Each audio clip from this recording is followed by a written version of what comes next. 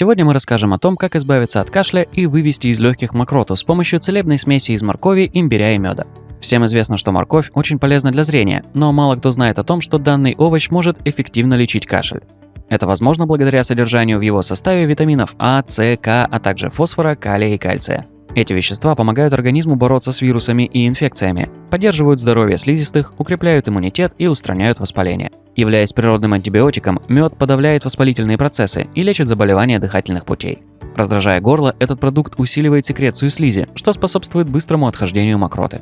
Благодаря содержанию в корне имбиря массы полезных веществ, это растение применяется в качестве отхаркивающего и жаропонижающего средства. Имбирь укрепляет защитные силы организма и уничтожает бактерии и вирусы, возбуждающие различные заболевания. Этот продукт также способен избавлять от боли и нормализовывать дыхание. Для приготовления лечебной смеси одну большую морковку режем на кусочки, заливаем холодной водой и варим до готовности. Далее овощ измельчаем в блендере и добавляем пол чайной ложки молотого имбиря и 1 чайную ложку меда. Тщательно перемешиваем и принимаем по 3 столовые ложки в день. Такое средство нельзя хранить более 5 суток. Приобретая товары по нашим ссылкам в магазинах наших партнеров, вы получаете лучшую цену и помогаете развитию канала. Переходите по ссылкам в описании и заказывайте все необходимое. Стараемся и работаем для вас.